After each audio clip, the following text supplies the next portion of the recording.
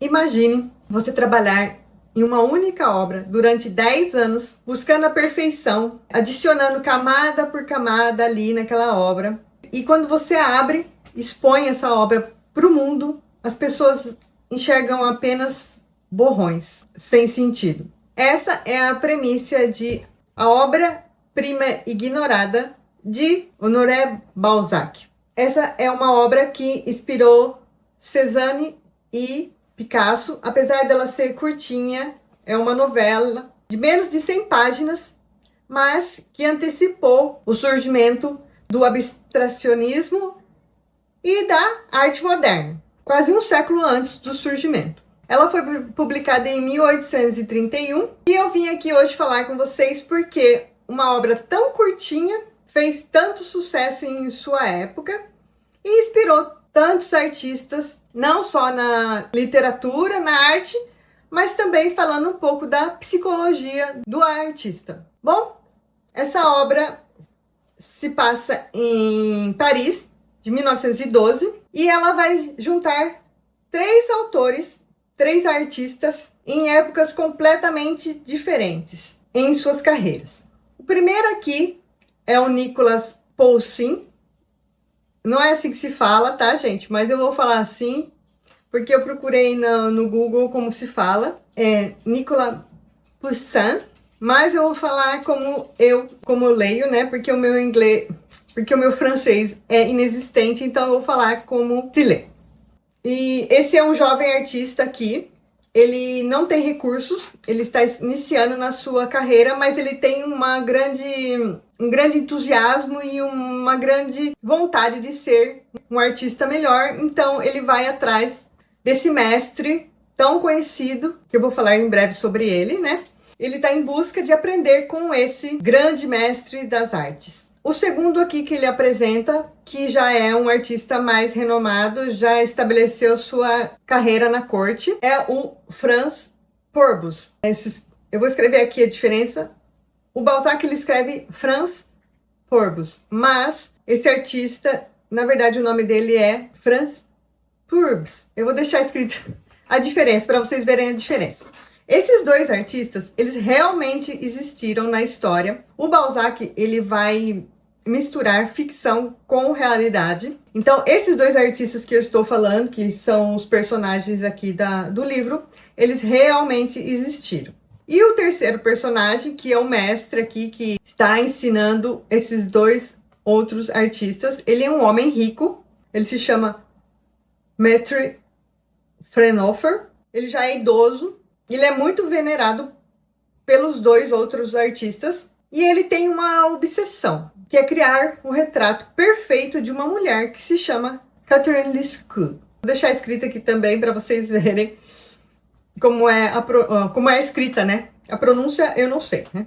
Como eu já disse. E ele passa 10 anos, né? Que ele diz aqui que faz 10 anos que ele tenta aprimorar essa obra de arte e ninguém nunca viu essa obra porque ele guarda, é um segredo, que ele trabalha nessa obra há tanto tempo sem que nunca ninguém tenha visto como está ficando essa obra, porque é uma obsessão para ele e ele diz que só vai expor essa obra quando ela estiver perfeita, mas esse dia nunca chega. E esse Fraunhofer, esse senhor idoso, ele começa o livro criticando a obra do Pourbus. Ele chega lá, vê aquela obra dele.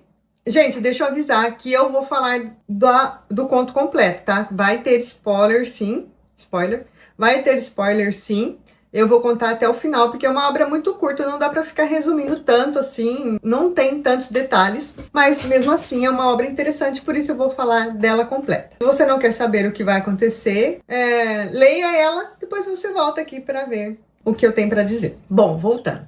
Ele começa, né, como eu já falei, chegando na casa desse pintor, desse Pourbus, e criticando a obra dele, que ele está pintando ali recente, começa a dar os seus pitacos ali na obra, e dá uma mexidinha aqui, uma mexidinha ali, e nisso o Poussin também, né, chega ali, ele entra mais meio que sem ser percebido ali na casa desse autor, e fica olhando a conversa entre os 2, Até que alguém nota que ele está ali, que esse jovem está ali, pergunta quem ele é, e ele fala que veio ali para aprender, né? Para saber mais como é ser um artista. E esse senhor, esse idoso, esse Frenofer, pede para ele desenhar alguma coisa. Ele faz um desenho ali, qualquer. Esse mestre elogia a obra dele e fala que ele tem futuro e dá até um bom dinheiro para ele começar a sua carreira de artista, de pintor, né? E aí vai se desenvolvendo a história, até que esse mestre vai embora e eles começam, o menino jovem, né, o Poussin e o artista começam a conversar e ele começa a falar dessa obra que esse senhor nunca mostrou para ninguém e que ele tem muita curiosidade em saber como está essa obra que ele se dedica há tanto tempo.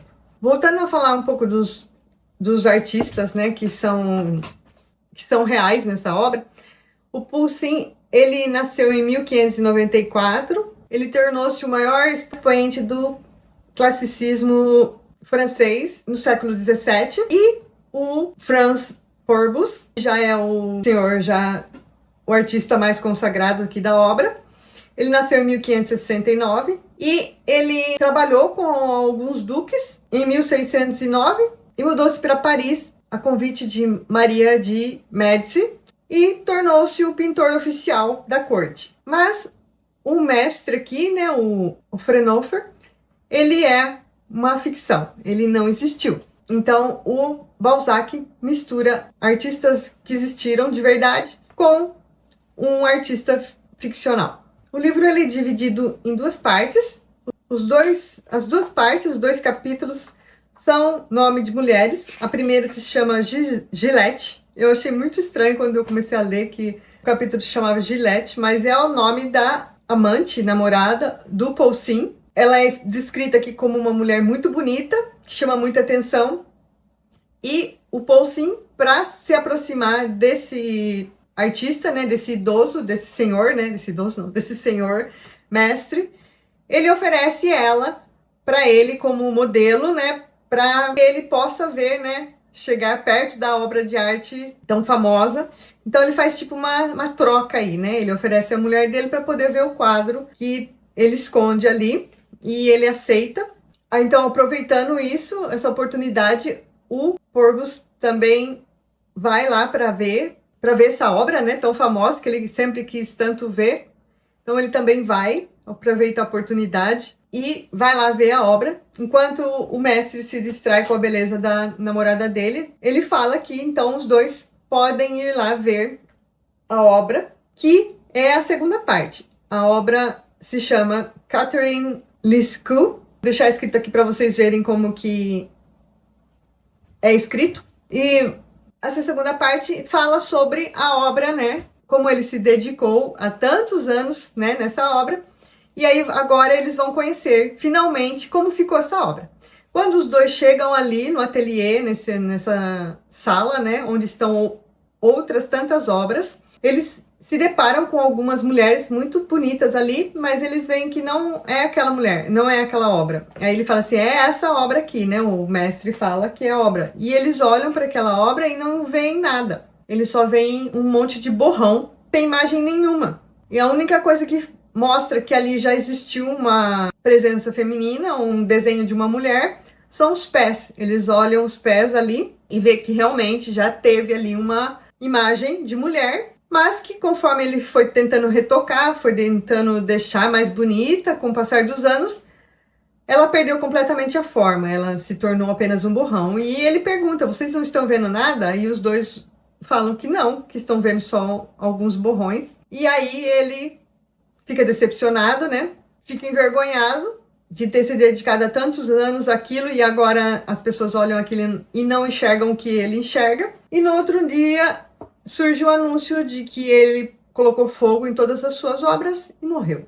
Esse é o final do livro. E a pergunta aqui é, o que torna esse conto tão genial? Conto, novela? Aqui é descrito como novela, mas pode ser um conto também, porque ele é bem curtinho. Aí vai do gosto. Mas eu vou falar conto aqui, tá? O que torna esse conto tão genial, que inspirou até Picasso e Cézanne? Balzac mostra que a obsessão por um ideal, ela pode paralisar e até destruir a sua própria criação, a sua própria arte, né? No caso aqui. Em 1831, a pintura ocidental, ela era estritamente figurativa. E Balzac já imaginou, décadas antes, né? Anos antes, o que seria o impressionismo e o abstratismo, uma coisa que não existia na época e que chocou e impressionou outros artistas anos depois. E o fascínio, né, dos grandes artistas por essa obra é porque muitas vezes eles se identificavam, né, com o Fraunhofer. Tem até um relato do Cézanne, chegou a chorar quando leu o conto, porque ele se identificou muito com o mestre aqui da obra, né? Aquela busca pela perfeição que nunca chegava e acabava até estragando muitas vezes ou paralisando o autor, né? Nessa busca sempre pelo melhor, mas esse melhor nunca chega. E o Pablo Picasso ficou tão obcecado pela história que nos anos de 1930 ele mudou seu ateliê para a rua onde Balzac ambientou a história desse livro. E foi nesse ateliê, aqui em Paris, nessa rua, onde Balzac descreve aqui no livro, que ele criou a sua obra-prima, que é Guernica. Eu vou deixar uma imagem para vocês verem a obra. Eu acho que vocês podem até não entender nada de arte, mas a gente, né, com certeza já viu essa obra em algum lugar. Ela é bem famosa. E também Picasso se via refletido nesse mestre, o Fraunhofer. E Picasso sofria também dessa angústia de não conseguir representar perfeitamente as obras dele como ele queria. Então ele vivia angustiado por não conseguir chegar à perfeição que ele queria, que ele buscava, né, nas suas obras. Por isso que os artistas se achavam tão representados nesse pequeno conto aqui. Porque a maioria deles buscavam o impossível, a perfeição impossível, e acabavam ficando paralisados em suas obras. Bom, a obra-prima ignorada de Balzac, ela é uma leitura rápida. Eu li no mesmo dia, chegou de manhã à tarde, eu já tinha terminado. Essa edição que eu li aqui é da Antofágica, ela é bem ilustrada. Vou deixar para vocês verem aqui algumas, como ele é por dentro. É bem bonita, eu achei bem bonita. Ela, apesar de parece que o livro é grosso, ele é pequeno, mas parece que tem bastante conteúdo, né? Mas na verdade o conto, ele é bem pequenininho, só que ele tem muitas ilustrações nesse livro que eu tô lendo, né? Ó, tá vendo? Ele é separado por ele é dividido por muitas ilustrações, então torna ele um pouquinho mais espesso, né? Mais gordinho, mas na verdade ele é bem curtinho. Aqui, ó, aqui também tem mais imagens. Tem bastante ilustrações, né? Como todo livro da Antofágica, né? Eles prezam muito pelas ilustrações. Aí o conto acaba aqui. Peraí, deixa eu dividir aqui. O conto é só isso aqui, mas com bastante ilustrações, né? Dá pra vocês. Senão ele seria bem menor. Aí aqui ele vai começar a falar sobre a experiência de Pablo Picasso. Aí vai falar um pouco sobre as Galateias de Balzac, por Julia Baranger. Aqui também vai falar um pouco de Balzac, depois vai falar... Aqui também tem uma introdução falando dessa obra, apresentação por Tatiana de Assis. O conto mesmo é bem pouquinho, mas tem muita informação, é bem completinho, tem muita informação sobre o Balzac, sobre Picasso, sobre a sua obra, sobre a inspiração dele nesse livro. Vale muito a pena ler essa edição, gostei bastante porque tem muita informação aqui. É a primeira vez que eu leio alguma coisa de Balzac. Até tá escrito aqui, eu achei bem interessante que o Balzac, ele tem... Agora eu não vou saber onde tá, não vou achar.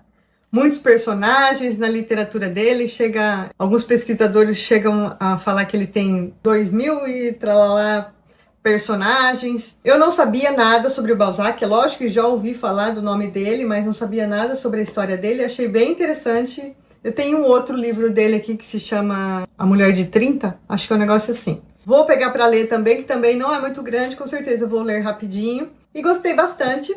Indico fortemente para vocês, mesmo que vocês não se interessem por obras de arte, nada, mesmo assim, vale muito a pena ler. É bem interessante e é bonitinho. Eu achei muito bonito a história da busca da perfeição.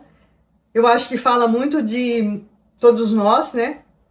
A gente sempre quer ser perfeito, né? A gente sempre quer fazer tudo muito bem feito e às vezes a gente acaba não fazendo Porque tem que ser perfeito e não, você não precisa ser perfeito, você só precisa saber fazer o que te inspira da sua melhor maneira e você vai se aprimorando no caminho.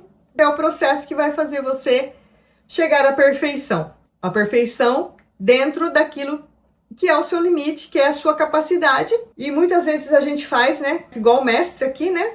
Você vai tentando melhorar sua obra, até que você às vezes acaba estragando aquela obra. E as pessoas olham e falam assim, mas era isso, né? Porque você se dedicou de uma maneira obcecada por aquilo, que acabou estragando o que você queria, tanto que fosse perfeito. Recomendo fortemente que vocês leiam, é rapidinho e muito interessante. E você, já teve essa experiência de mexer tanto em alguma coisa que você queria fazer ao ponto de acabar estragando ela e não ter aquele resultado final que tanto você esperava? Eu já fiz isso, sim. Já fiz muitas vezes na minha vida. Você cria coisas que te impedem de fazer porque você acha que tem que ser perfeito. E não, você só precisa começar. Bom, por hoje é só. Não se esqueça de se inscrever no canal, deixar o seu like e até o próximo vídeo. Tchau!